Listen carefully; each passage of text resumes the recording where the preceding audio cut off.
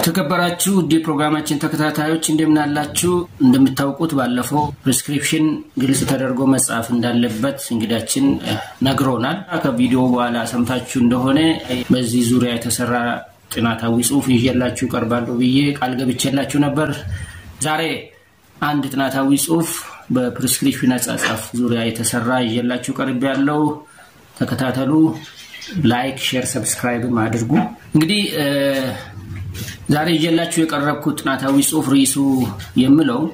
investigating factors that impede proper prescription writing ይላል እንግዲህ በጅማ ዩኒቨርሲቲ ስፔሻላይዝድ ሆስፒታል ላይ የተሰራ ነው ያኔ ስፔሻላይዝድ ሆስፒታል ተብሎ ይጠራል ያኔ የተሰራ ጥናታዊ ጽሑፍ ነው እኔው ራሴ የሰራሁት ጥናታዊ ጽሑፍ ነው ፐብሊሽ ተደርጓል ኦንላይን ይገኛል ጥያቄ ሲፈጥርብኝ ወደ ሊትሬቸር በመሄድ ብዙ ነገሮችን የታተሙ የተጻፉ መጽሐፍቶችን አርቲክሎችን አንብቤያለሁ ከሊትሬቸር እንደተረዳሁት ፕሪስክሪፕሽኖች ሲጻፉ ግልጽ ሆኖ መጻፍ አለባቸው ታዲያ እንደዛ ከሆነ ለምን በተቃራኒው ሆኖ እናገኛለን ብዬ በማሰብ ከዚህ የተነሳ ጥናቱን አካሂጃለሁ ኬዝ ስታዲ ነው በአንድ ሆስፒታል ላይ የተሰራ ነው ዶክተሮች ወይ ፊዚሺያኖችና ፋርማሲስቶች ተሳተፉበት ጥናታዊ ጽሑፍ ነው እንግዲህ ለምንድነው ሊትሬቸር በሚለው መንገድ ለምን አይጻፍም በተቃራኒው ለምን ይጻፋል ለምን ግልጽ ሆኖ አይጻፍም ምንድነው ምክንያቱ የሚለው ነበርና ሂደቱን ጥናቱ እንዴት እንደተሰራ መጨረሻ ላይ ምን አይነት ፋይንዲንግ ላይ እንደተደረሰ አብረን እንመለከታለን እንግዲህ ፕሪስክሪፕሽን የመድኃኒት ማዘዣ ጽሑፍ ነው ብለናልና ታካሚውን ለመጥቀም ምርመራ ከተካሄደ በኋላ በሽታው ከታወቀ በኋላ በሽታውን ለማከም መድኃኒት ይታዘዛል ስለዚህ የመድኃኒት ማዘዣ ጽሑፍ ነው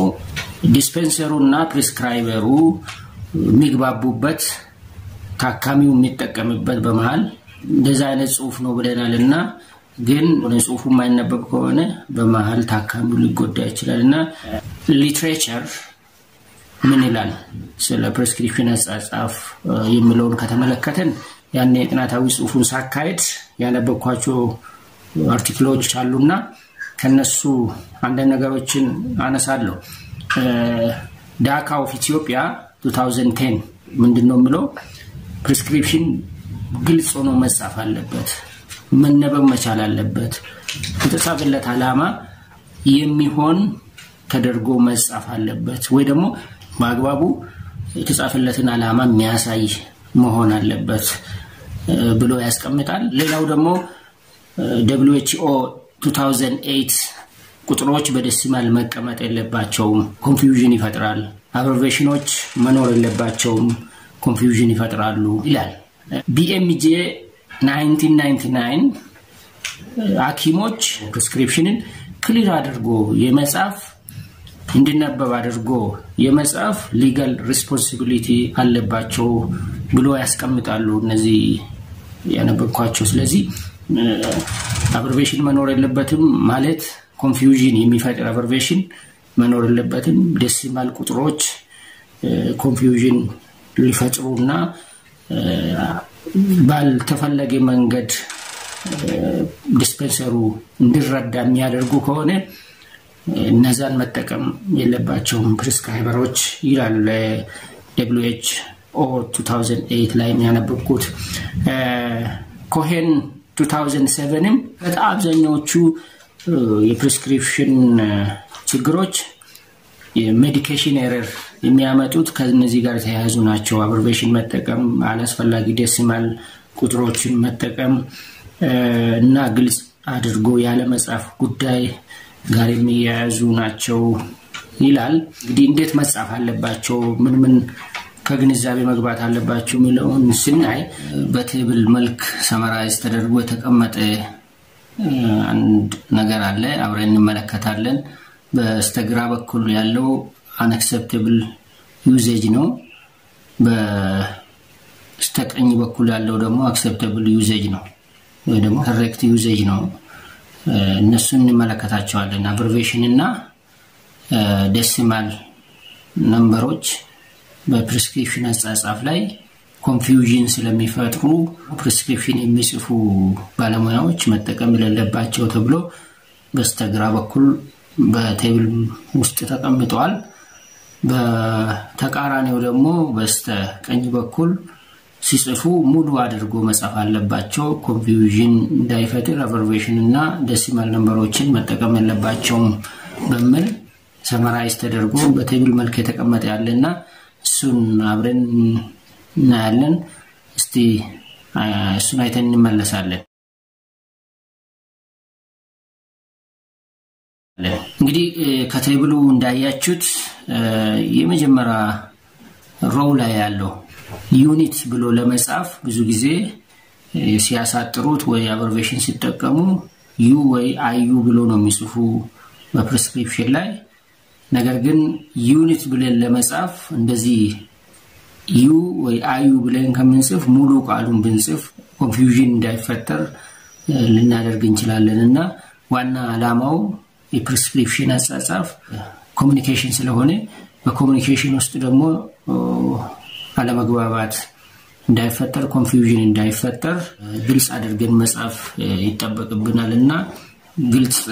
ለማድረግ ደግሞ እንደዚህ አይነት ያሉት ነገሮች ቢወገዱና ዩኒት አንድ ቃል ናት ለመጻፍም ጊዜ የሚወስድ ስላልሆነ አብሪቪዬት የምናደርግበት ያን ያክል ምክንያት ሊኖር አይችልም። ስለዚህ የመጀመሪያ ሮው ላይ ያለው በስተግራ በኩል ዩ ይላል አንአክሰፕተብል ነው ወይ አዩ ነው። በስተቀኝ በኩል ደግሞ ስፔል አውት ዘ ወርድ ይላል ዩኒትስ ብለ ጻፍ ይላልና ይሄን ብናደርግ ጥሩ ነው። ሁለተኛ መስመር ላይ ሮው ላይ ያለው ደግሞ ኪውዲ በካፒታል እና በስሞል ወይ ደግሞ ኦዲ የሚልም አለ። በርግጥ ይሄ የባለሙያዎች ጉዳይ ነው። ዝርዝር ነገሩ ውስጥ አልገባም። ያው እኔ ባለሙያ አይደለሁኝ በጽሁፉ ላይ ነው የሰራሁት እንጂ በሙያው ላይ አይደለም። ስለዚህ ኪውዲ ይሄ በዚህ ላይ ማብራሪያ እየሰጠው ያለው ከሊትሬቸር አንፃር ነው ከሙያ ሳይሆን በጽሁፍ ዙሪያ ነው የሰራሁት። ጽሁፍ ደግሞ ግልጽ መደረግ አለበት ኮሙኒኬሽን እስከሆነ ድረስ ብለን ኢንተርኔት ሊትሬቸር ደግሞ በዚህ ዙሪያ የሚያስቀምጠው ነገር ነው ያብራራው ያለውና ኪውዲ በካፒታል በስሞል ኦዲ የሚልም አለ። ይሄን ሲጽፉ ባለሙያዎች ዴይሊ ለማለት ይሄን ይጠቀማሉ ብሎ ያስቀምጣል። ግን ዴይሊ የሚልም አንድ ቃል ነው ያን ያክል ጊዜ የሚወስድ የሚያስቸግርም አይደለም። ስለዚህ ይሄን ኮንፊውዥን የሚፈጥር ኪውዲ ኦዲ ብለን ከምንጽፍ አሉን ሙሉን ብንጽፍ የተመረጠ ነው ይላል እንግዲህ ሊትሬቸር። ሌላው ደግሞ ኪውኦዲ ይሄም for every other day የሚል ፍሬዝ አለ። ይሄ ደግሞ ፍሬዝን ይተካል ቃል ሳይሆን ፍሬዝን ይተካልና every other day ምናልባት ኮመን አብሪቪዬሽኖች ሊሆኑ ይችላሉ በዛ ኮንቴክስት ውስጥ ፋርማሲስቶች ድራግስቶች ያቃሉ ተብሎ ኮመን አብሪቪዬሽን ናቸው ተብሎ ስራ ላይ ሊውል ይችላል። ፕሪስክራይበሩም ሲጽፈን አንደርስታንድ ያደርጋሉ ብሎ አስቦ ሊሆን ይችላል። ግን አንዳንድ ጊዜ ዲስፔንሰሩ ፍሬሽ ሊሆን ይችላል አዲስ ሊሆን ይችላል ያን ያክል እውቀቱ ያልዳበረ ሊሆን ስለሚችል ምናልባት ኮንፊውዥን ሊፈጥሩ ይችላሉ ተብሎ የሚገመቱ ነገሮች ጥቅም ላይ ባይውሉና every other day ያን ያክል ጊዜ አይወስድምና ለዛ ሙሉ ፍሬዙን ብንጽፍ ለታካሚው ጥቅም ሲባል ማለት ነው ተመራጭ ነው እና በዛ ቢጻፍ ብሎ ያስቀምጣል። ሌላኛው አንዳንድ ጊዜ እንግዲህ ዜሮ ከቁጥር በኋላ ለምሳሌ አሁን 5 ብሎ ፖይንት የሚያስቀምጡ ሊኖሩ ይችላሉ ብሎ ይላል። እንግዲህ 5.0 አሁን ምንም ጥቅም የለውም ከ5 በኋላ ያለው ፖይንት ነጥብ ከነጥቡ በኋላ 0 የሚመጣ ከሆነ ሚኒንግለስ ነው። ስለዚህ 5 ብቻ ብለን ማለት እንችላለንና 5.0 ብለን የምንጽፈው ዲስፔንሰሩ 50 ብሎ ሊረዳ ስለሚችል እንደዚህ አይነት ነገሮችንም ማስወገድ ያስፈልጋል። ይላል። የመጨረሻው ሮው ላይ ያለው ደግሞ እጅግ አስፈላጊ የሆነ ነገር ነው። ይሄ ሊዲንግ ዜሮ የሚባል አለ። ሊዲንግ ዜሮ መጠቀም አለብን 0.5 ብሎ 5 ዶዝን አስመልክቶ ይመስለኛል። እንግዲህ ይሄ 5 ተብሎ የሚጻፍ ከሆነ ነጥቡ ሊረሳና ላይታይ ስለሚችል ምናልባት የሕክምና ስህተት ሊፈጠር ይችላልና ከመጠን በላይ የሆነ ዶዝ ሊሰጥ ስለሚችል ምናልባት 5 የሆነውን 5 ብሎ ሊያነብ ይችላል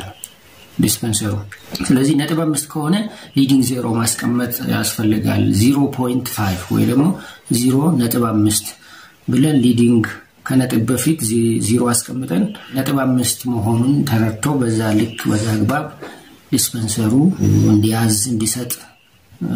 መርዳት ማድረግ ይቻላል ብሎ ያስቀምጣልና ካልሆነ ግን 0.5 ብቻ ብለን ከጻፈን ዲስፔንሰሩ 5 አድርጎ ካነበበ እና በዛ አግባብ ዲስፔንስ ካደረገ ምናልባት ኦቨርዶዝ የምንለው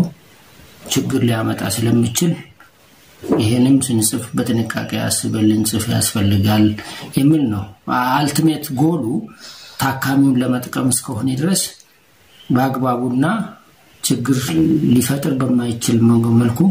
ሊታሰብበት ያስፈልጋልና በዚህ ረገድ ልንጽፍ ስለግነው ይሄ ሰማሪ እንግዲህ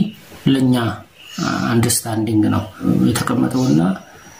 ከኢንተርኔት ያገኘሁት ይሄን በዚህ አግባብ ተረድተን በዛ ልክ ማሰቡ ማድረግ ያስፈልጋል። ምክንያቱም ጥረት የምናደርገው ታካሚውን በሽተኛውን ስናክም ጥረት የምናደርገው ምንለፋው ኢነርጂያችንን ጊዜያችንን ምናጠፋው ምን ደክሞ በሽተኛውን ለማዳን ነው ለማከም ነው ለማዳን ነው። ግን ለማዳን በመናደርገው ጥረት ውስጥ ባልተጠበቀ መንገድ ልንጎዳ እንችላለን አይታወቅምና ፕሪስክሪፕሽን ግልጽ ነው መጻፍ አለበት መነበብ አለበት። ኮንፊውዥን የሚፈጥሩ አብሬሽኖች ልንጠቀም አያስፈልግም። ደስማሎችን ስንጠቀም በጥንቃቄ መሆን አለበት የሚባሉ እነዚህ ሁሉ ዋናው ጎሉ ታካሚውን ለመጥቀም የሕክምና ስህተት እንዳይፈጠር በአግባቡ ከዲስፔንሰሩ ጋር ኮሙኒኬት ለማድረግ እንዲያስችል ነው። ኢን ፕሪንሲፕል እንደዛ ቢቀመጥም ፕራክቲካሊ ግን የምናያቸው ነገሮች የተለዩ ናቸው። በአብዛኛው ባደጉት ሀገራት ጭምር ሳይቀር ማለት ነው። ለምሳሌ አሁን በአሜሪካ ብንመለከት አሜሪካ ውስጥ ስለ ፕሪስክሪፕሽን አጻጻፍ ምን ይመስላል የሚለውን ሊትሬቸር አንድ ነገሮችን ያስቀምጣል እና እነሱና ያለ ለምሳሌ አሁን more problems are caused by medications than illness in America ይላል ናሽናል ሃንድራይቲንግ ዴይ 23 በአሜሪካ ሀገር ከበሽታ ይልቅ በከፍተኛ ደረጃ ታማሚዎች በሽተኞች የሚጎዱበት በትሪትመንት ሂደት ውስጥ በሜዲኬሽን ሂደት ውስጥ በመፈጠረው የሕክምና ስህተት የተነሳ ይጎዳሉ ይላል። ሌላው medication errors are the primary cause of death in United States today ይላል። ራሱ መጽሐፉ ሊትሬቸሩ በከፍተኛ ደረጃ በአሜሪካ ብዙ ሰው የሚጎዳበት በሜዲኬሽን ኤረር ነው። ብዙ ሰው የሚሞትበት ይላል። እንዳው እንግዲህ ብዙ ሰው የሚሞትበት በሜዲኬሽን ኤረር ነው። በሕክምና ስህተት በመፈጠር ፕሮብለም አብዛኛው ሰው ለሞት ይጋለጣል ይሞታል ብሎ ይላል። ሌላው የሚገርም ነውና doctors sloppy handwriting kills more than 7,000 people annually in America ይላል report from Institute of Medicine 2006 የሚል ይሄን ያስቀምጣል። በአሜሪካ ከ7000 በላይ የሚሆኑ ሰዎች ግልጽ ሆነው ባልተጻፈ ፕሪስክሪፕሽን በመፈጠር የሕክምና ስህተት ይሞታሉ ይላል። በጣም የሚገርም ነው። እንግዲህ አድጋለች ያደገች ሀገር ናት ብለን በመንላት አሜሪካ ከ7000 ሰው በላይ በአመት በሜዲኬሽን ኤረር በሕክምና ስህተት ያው ከፕሪስክሪፕሽን አጻጻፍ ጋር በተያያዘ በመፈጠረው የሕክምና ስህተት ከ7000 በላይ የሚሆኑ ሰዎች በአመት የሚሞቱ ከሆነ በአፍሪካ ሀገራት ውስጥ ቢጠናና ፊገሩ ቢታወቅ ምን ያህል ሊሆን ይችላል የሚለውን እንግዲህ አናቅም የተጠና ነገር የለምና ግን የችግሩን ማግኒቲዩድ ባላደጉት ሀገራት ውስጥ ምን ያህል ሊሆን ይችላል ማግኒቲዩዱ የሚለውን እንግዲህ መገመት አያስቸግርምና በጣም ትኩረት ልንሰጥበት የሚገባ ልናስብበት የሚገባ ጉዳይ ነው ምክንያቱም ሕክምና ስንሰጥ ስናክም ጥረታችን እንደ ማከም ብቻ ሳይሆን ገና ትምህርቱን ስንማር ብዙ ሂደት ውስጥ እናልፋለን ብዙ አመታትን አስቆጥረን ለፍተን እዛ ደረጃ ላይ እንደርሳለን ከዛም በኋላ ደግሞ ሕክምናውን ሲሰጥ ቀንና ሌት ደክመን እንሰራለን በነገራችን ላይ እዚህ ላይ በሕክምና ሙያ ላይ ላሉት በአገራችን በተለይ ከፍተኛ አድናቆትና ክብር አለኝ ምክንያቱም በተለያየ ጊዜ የሚያደርጉት ታቸውን መስዋዕት በማድረግ ወረርሽኝ ሲመጣ ኢቦላ የሚባለው በመጣ ጊዜ ዘምቶ ከሀገር ውጭ እንኳን በመዝመት በዚህ ላይ በመረባረብ ህይወታቸውን ለአደጋ በማጋለጥ ለሌላ ሀገር እንኳን ስለኛ ሀገር ለሌላ ሀገርም የተረፉ ናቸውና በጣም አድናቆት ይገባቸዋል ክብር ይገባቸዋል በተጨማሪ በኮቪድ ጊዜም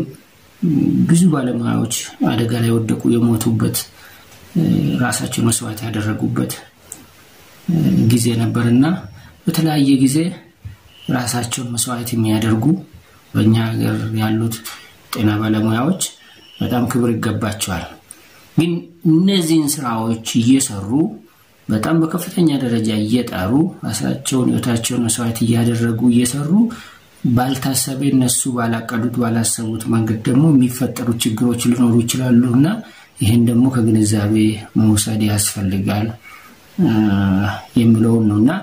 ባደጉት ሀገራት እንደዚህ ከሆነ በእኛ ሀገር ምን ሊሆን ይችላል በአፍሪካ ሀገራት ምን ሊሆን ይችላል የሚለውን ማሰቡ የሚያስቸግር ስለማይመስለኝ እና ምን ይላል ሌላው ደግሞ ምን ይላል many such errors result from unclear observations dosage indications and illegible writing in United States every year ይላል ጆሪያ 2012 የሚለውም ይሄን ያስቀምጣል እንግዲህ ከ7000 በላይ የሚሆኑ ሰዎች በፕሪስክሪፕሽን አጻጻፍ ጋር በተያያዘ በሚፈጠረው ሜዲኬሽን ኤረር ይሞታሉ በየአመቱ ይላል ብዙ ሞት በአሜሪካ ሀገር በከፍተኛ ደረጃ የሚፈጠረው በሜዲኬሽን ኤረር ነው ይላል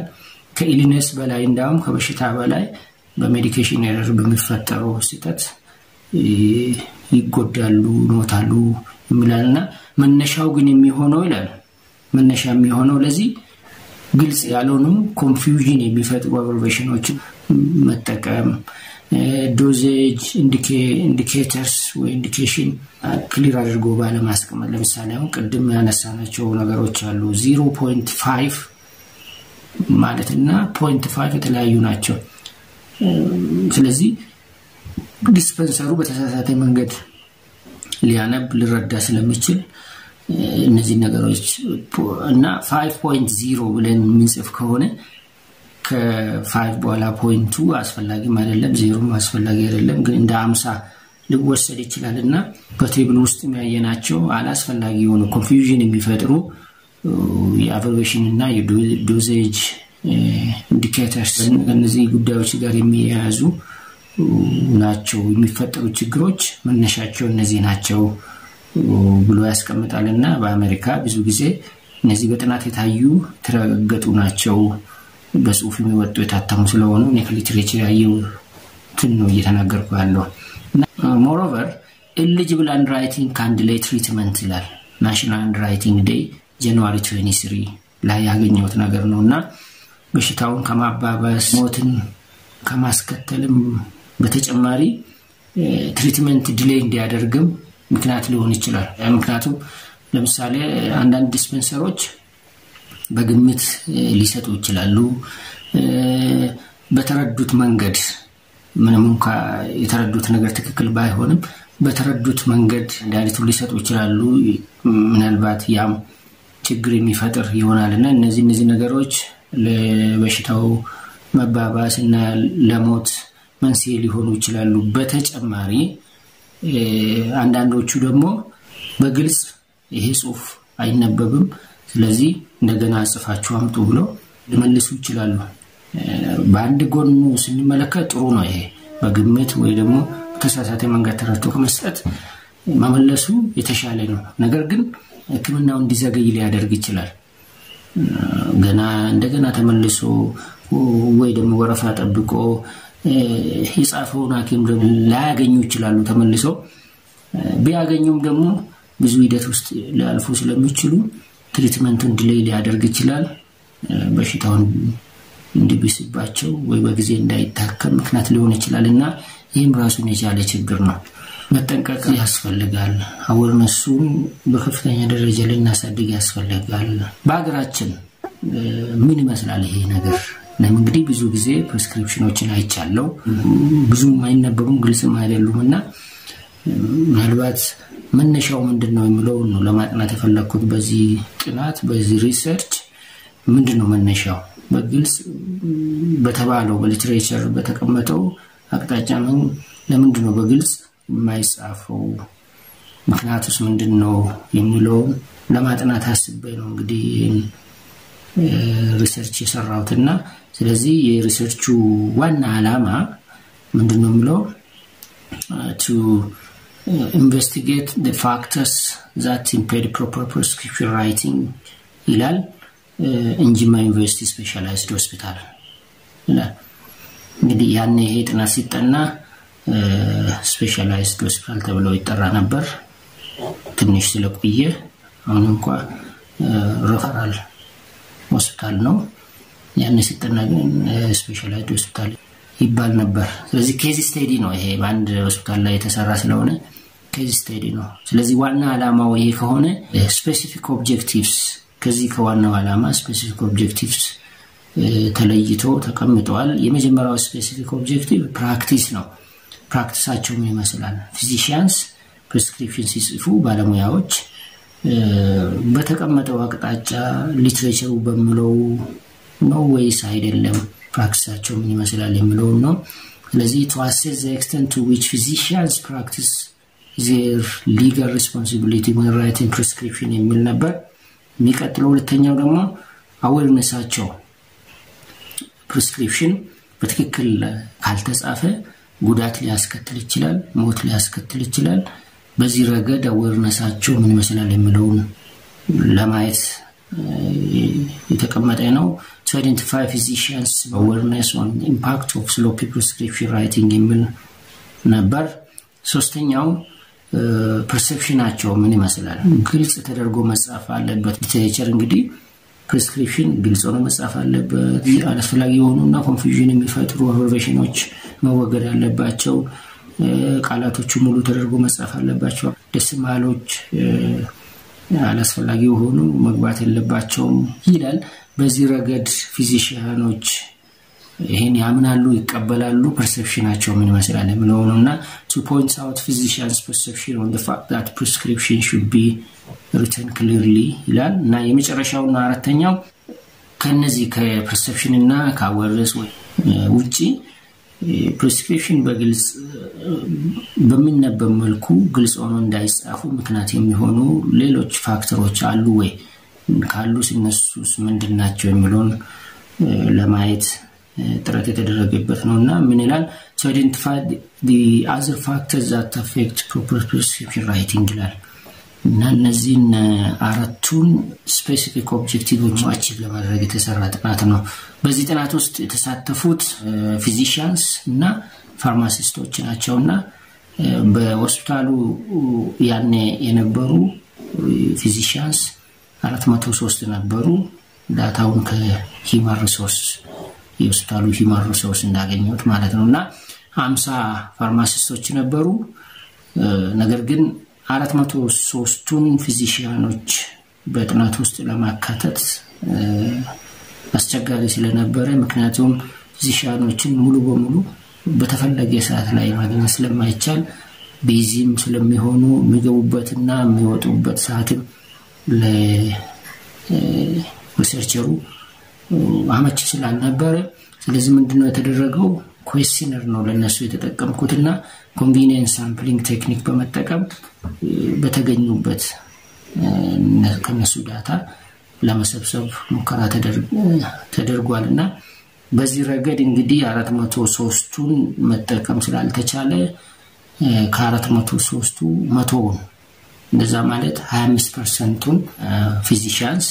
በጥናት ውስጥ እንዲካተቱ ተደርጓል ፋርማሲስቶችን በተመለከተ ግን 50 ናቸው ማኔጀብል ነው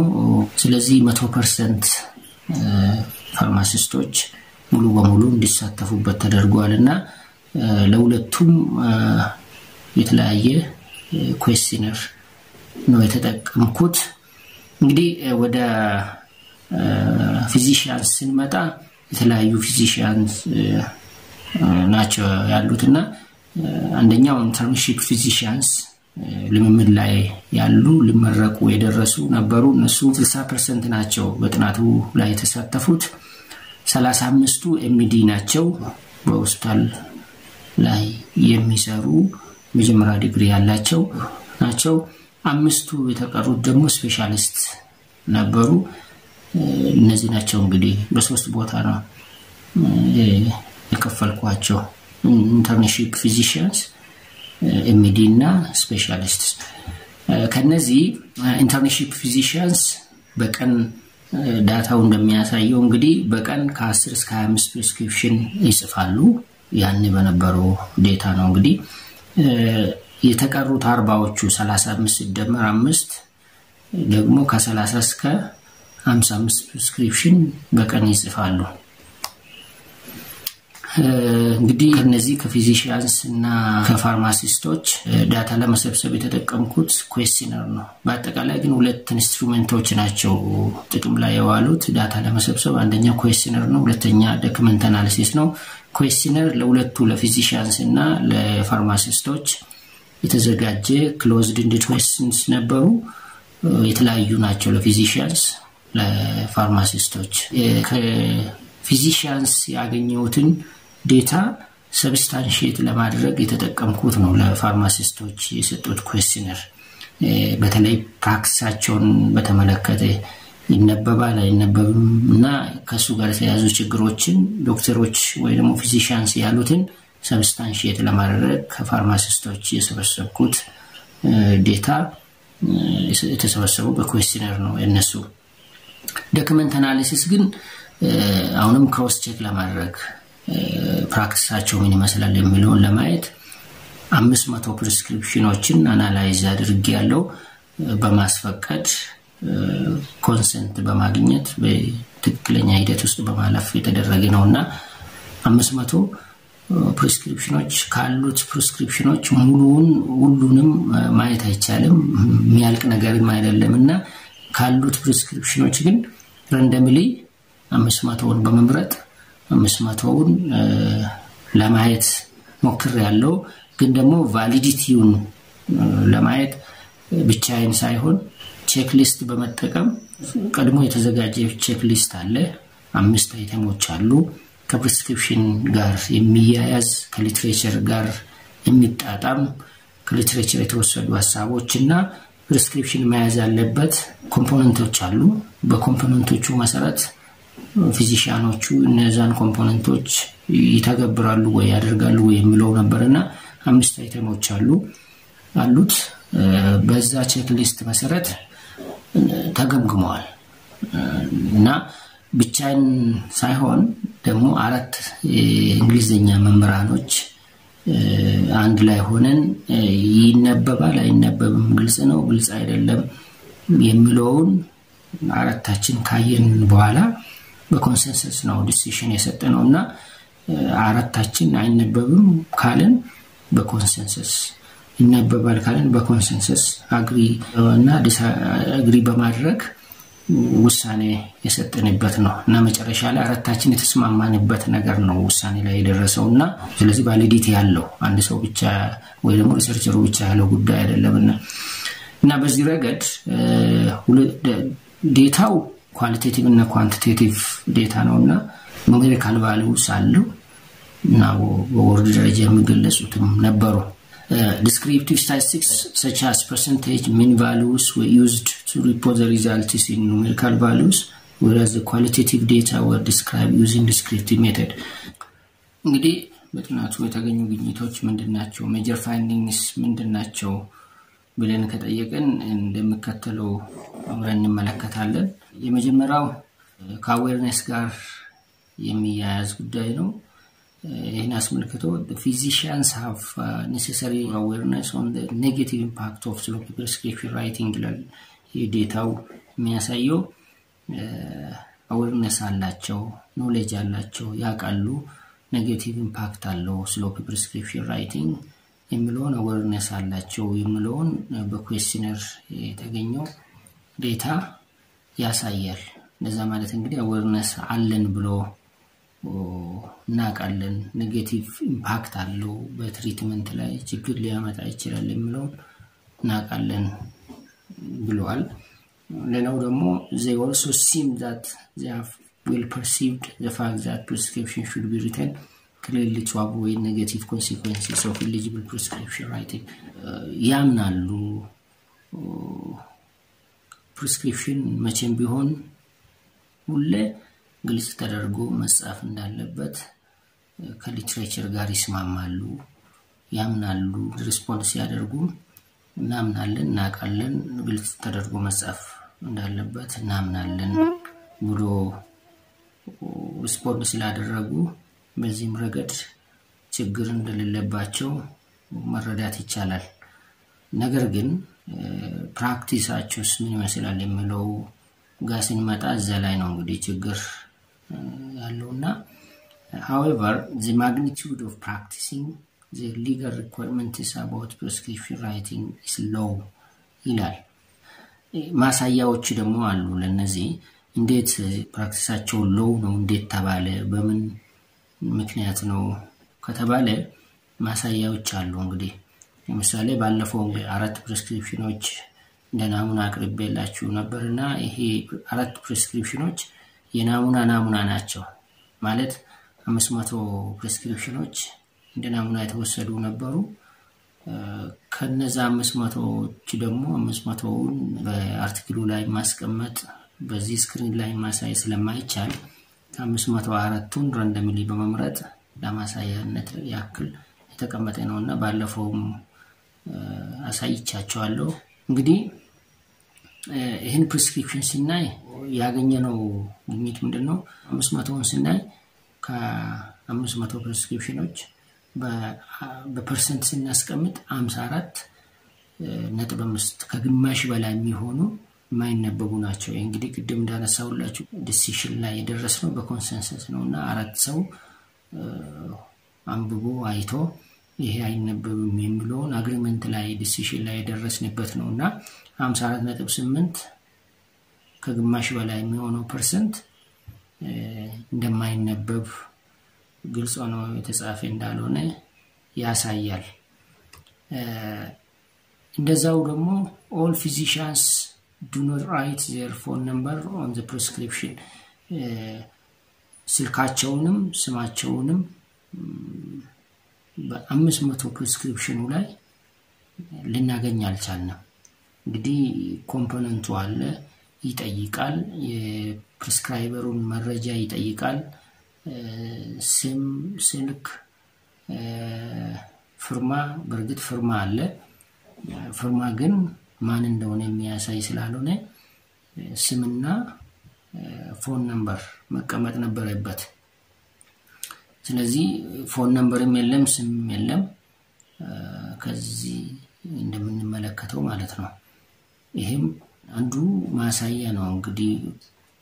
ፕሪስክሪፕሽኑ ላይ የተቀመጠ የሚፈልግ መረጃ ነው ምናልባት ካልተነበበ መረጃ ለመጠየቅ የሚያስችል ፎን ነምበር እና ስም ስለሆነ ስም መጻፍም ደግሞ አላፍነት መውሰድም ጭምር ስለሆነ ይሄ ተቀምጦ አላየንም አብዛኛው ፕሪስክሪፕሽን ላይ ካየነው አብዛኛው አብሪቬሽን የሚበዛበት ነው እንግዲህ ቅድም ሊትሬቸር ሰማሪ በሰማሪ መልኩ ያስቀመጠው በቴብል ውስጥ አብሪቬሽኖችን ባንጠቀም ኮንፊውዥን ይፈጥራሉ ብሎ አይተናልና ግን አብዛኛው ፕሪስክሪፕሽን ያየናቸው አብሪቬሽን በብዛት ያሉበት ስለሆነ ይሄም አንድ ፋክተር ነው እንዳይነበብ ከሚያደርጉት ነገሮች። እንግዲህ እነዚህ ነገሮች ለምን ሊሆኑ ቻሉ የሚለውንም በተጨማሪ አክለን ጠይቀናልና ማለት በኩዌስቸነሩ ላይ ለነዚህ ነገሮች መነሻ ሊሆኑ የሚችሉ ነገሮች ፋክተሮች ምንድናቸው? ዴታው የሚያሳየው አንደኛ ሾርቴጅ ኦፍ ታይም በቀን ብዙ ፕሪስክሪፕሽኖችን ስለምንጽፍ ብዙ ታካሚዎችን ስለምናስተናግድ አይነት ነው። እንግዲህ ሾርቴጅ ኦፍ ታይም 69% የሚሆኑ እንደዛ ብሎ መልሰዋል ሾርቴጅ ኦፍ ታይም። ከዚህ የተነሳ ነው እንግዲህ በችኮላ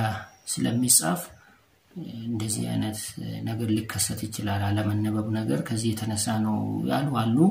ነገር ግን ሊትሬቸር በዚህ ዙሪያ ምን ይላል? this is false economy of time ይላል። ህይወት ጋር የተገናኘ ነገር false economy of time ይላልና ሁለተኛው ፋክተር difficulty of some medicine names to spell 80% የሚሆኑ ደግሞ ምናልባት ከተሳታፊዎቹ 60% የሚሆኑ ኢንተርን ፊዚሺያንስ ስለሆኑ በአብዛኛው ይሄን የመለሱት እነሱ ሊሆኑ ይችላሉ ገና ሊመረቁ ያሉት ስለሆኑ difficulty of some medicines name to spell እንደዛ እንዲጻፍ ኮንትሪቢዩት ሊያደርግ ይችላል ብለዋል። እና መጨረሻ ላይ ደግሞ ምንድነው lack of feedback from pharmacists on the writing problem of prescription prescription እንደማይነበብ ራሱ እኛ መረጃ የለንም ምንጽፈው prescription እንደማይነበብ እንደሚያስቸግራቸው ከፋርማሲስቶች የምናገኘው ያገኘነው መረጃ የለም። ይሄ ችግር እንደሆነ ብንነገረን ማስተካከል ይቻላል አይነት ነውና መረጃ አላገኘንም የሚል መልስ ማግኘቻለሁ። ግን አንድ ነገር እዚህ ላይ መገንዘብ ያለብን ነገር ፋርማሲስቶች ድራግስቶች መረጃ መስጠት የሚችሉት የፕሪስክራይበሩ ስምና ስልክ ከተጻፈ ብቻ ነው። ካልሆነ ማን እንደጻፈ ሊያውቁ ስለማይችሉ ምናልባት መረጃ ያለ ማግኘቱ ጉዳይ እንደማይነበብ ግልጽ እንዳልሆነ የመረጃ ፊድባክ ያለ ማግኘቱ ጉዳይ ከዚህ ጋር የሚያያዝ ነገር ይሆናል። ስልክ ካልጻፈን ስም ካልጻፈን ፊድባክ መጠበቅ አስቸጋሪ ነው የሚሆነውና ስልክና ስም ጽፈን ፊድባክ ልንጠብቅ እንችላለን። ለዛ እስካልሆነ ድረስ ግን ለማን ፊድባክ ይሰጣል እንዴት ይሰጣል የሚለው ጥያቄ ሊነሳ ስለሚችል ዞሮ አሁንም ከፕሪስክሪፕሽን አጻጻፉ ጋር የሚገናኝ ችግር ይሆናል። ምክንያቱም የስልክ ቦታ አለ የስም ቦታ አለ እነዚህ ካልተሟሉ ዲስፔንሰሩ እንዴት እና ማንን ይጠይቃል የሚለው ጥያቄ ሊነሳ ስለሚችል ጨረሻ ላይ ወደ ኮንክሉዥን ስንመጣ ምን መደረግ አለበት ታዲያ? እነዚህ በዚህ ደረጃ ፕራክቲሱ ሎው ከሆነ ደግሞ የሕክምና ስህተት ሊፈጠር የሚችልበት አጋጣሚ ሊያሰፋ ስለሚችል ምን መደረግ አለበት ታዲያ ወደምለው ስንመጣ እንግዲህ የክሊርሊ አይደንቲፋይድ ፕሮብሌም ኢዝ ሃፍ ሶልቭድ የሚባል አባባል አለ። አንድ ችግር በደንብ ከተለየ ከታወቀ አትሊስት ግማሹ ተቃሏል ተፈቷል ችግሩ ልንል እንችላለን። ይሄ አሁን ችግሩ ታውቋል። ስለዚህ ችግሩ ላይ በመቆም መፍትሄውስ ምን ይሆናል ምን ሊሆን ይችላል የሚለውን ልናስቀምጥ እንችላለን። way forward ሐሳቦችን ልናስቀምጥ እንችላለን። አንደኛ ያው እንደተባለው እንግዲህ አንድ ራይቲንጋችንን ግልጽ አድርገን መጻፉ ያው ፕራክቲስ ነው አስፈላጊ ነው ልናስብበት ያስፈልጋል። ብዙ ለፋለን ብዙ እንደከማለን ብዙ እንጥራለን ቀንና ሌት እንሰራለን። እቺ ቀላል ነገር ናት። የበለጠ ከፍተኛውን ነገሮችን እየሰራን ለነዚህችን በቀላል የሚታይ ግን ኮንሲኩዌንሱ ከፍተኛ የሆነው ነገር ልናስተካክል እንችላለንና ትኩረት በመስጠት ልናስብበት ልንወያይበት ለማስተካከል ጥረት ማድረጉ ያስፈልጋል። ቃላትን ስንጽፍ ሙሉ አድርገን መጻፍ ያስፈልጋል። ይሄ ኮንፊውዥንን ይቀንሳል። ቅድም እንዳነሳ ነው ደግሞ 0 ከፖይንት በፊት 0.5 0.2 0.3 የሚል ከሆነ ዶዝን አስመልክቶ ዶዙ በተሳሳተ ዲስፔንስ እንዳይደረግና የሕክምና ችግር ስህተት እንዳይፈጠር ፖይንት ብሎ ቁጥር ካለ ከፖይንቱ በፊት 0 ማስገባት ሊዲንግ 0 ማስቀመጥ ያስፈልጋል። ይሄ የባለሙያዎቹ ስራ ነው የተማሩትም ነገር ነው። ግን ችግሩ አሁን ይሄን አያውቁም ወደሞ ኖሃው የላቸውም ማለት አይደለም ግን የአዌርነስ ጉዳይ ነው። አንዳንድ ጊዜ ተምረን እውቀቱ ኖሮን ወደ ፕራክቲስ ሲመጣ ግን የተለያየ ምክንያት ዲቬት ልናደርግ እንችላለን። ስለዚህ አዌርነስ ያስፈልጋል። ይሄም ጥናት የተጠናው የጥናቱ ዋና ጥቅሙ ለማስተማር ሳይሆን አዌርነስ ክሬት ለማድረግ ነው ለባለሙያዎቹ በዚህ ደረጃ ግንዛቤ ያላቸው ወይ የችግር እንዳለ ያውቃሉ ወይ ችግሩስ ከምን እንደሆነ ይገነዘባሉ ወይ የሚለውን አዌርነስ ክሬት ለማድረግ ነው እንጂ አያውቁም እውቀትላቸውም ለማለት አይደለም። የተማሩት ጉዳይ የሚያውቁት ጉዳይ ስለሆነ ግን አዌርነስ ክሬሽን ያስፈልጋል እና ይሄን ማድረግ የሚያውቁትን ግን በተግባር ማድረግ አለባቸው ነው። ስምና ስልክ በፕሪስክሪፕሽኑ ላይ ፋርማሲስቶቹ ወይ ድራጊስቶቹ ዲስፔንሰሮች